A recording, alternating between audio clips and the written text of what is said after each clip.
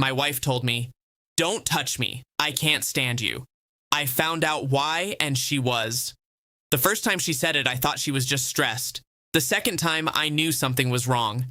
The third time, I stopped reaching for her at all. "Don't touch me. I can't stand you." Those words don't just hurt, they rewire you. It happened on a Thursday night.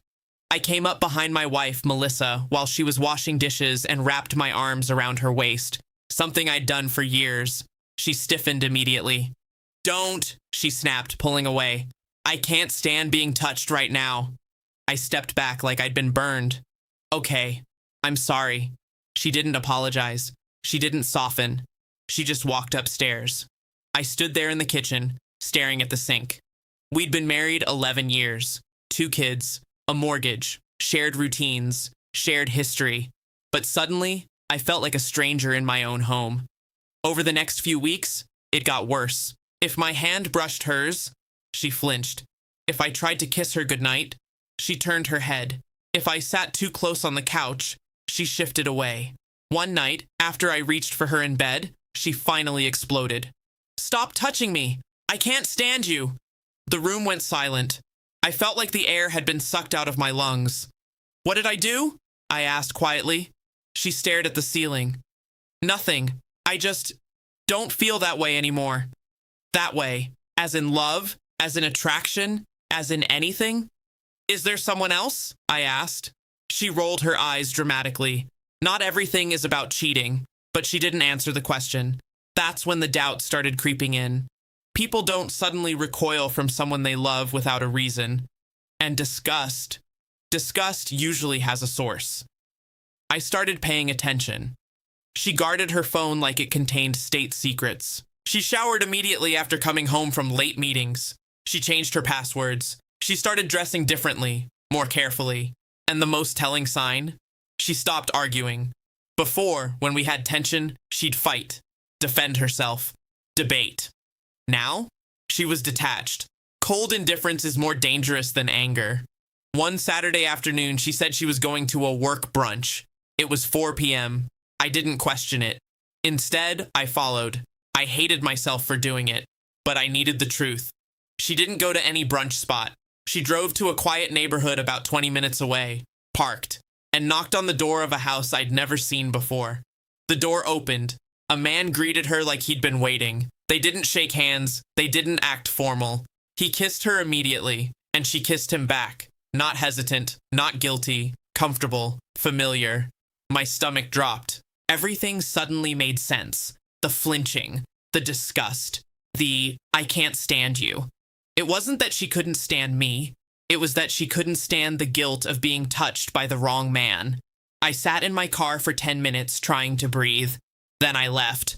I didn't storm the house. I didn't confront them. I wanted her to talk, to lie, to look me in the eye. That night, she came home around 8 p.m. "How was brunch?" I asked calmly. She didn't miss a beat.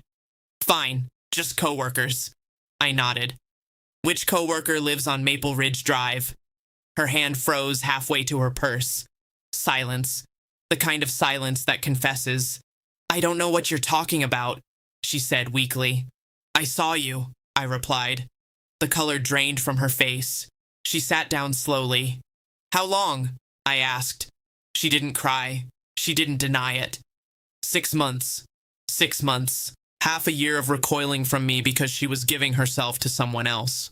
"Is that why you can't stand me touching you?" I asked. Her voice was barely audible. "It feels wrong. Wrong. As if I was the intruder in my own marriage." "So instead of ending it," I said steadily, "you made me feel disgusting." Tears finally came. "I didn't mean to hurt you." "But you did." She covered her face. "I didn't plan for it to happen." They never do. "What is he to you?" I asked. She hesitated. That hesitation told me everything. "I feel alive with him," she whispered. That sentence hurt more than the affair, because it meant she felt dead with me. "And what do you feel with me?" I asked. She couldn't answer. We sat in silence for a long time. Here's something people don't talk about. When someone is cheating, they often rewrite you in their mind. They convince themselves you're unbearable, annoying, unattractive, because it justifies what they're doing. Her disgust wasn't about me. It was about the split life she was living. Do you love him? I asked. I don't know. That was enough. I won't beg, I said quietly. She looked up quickly. I need time, she whispered. No, I replied.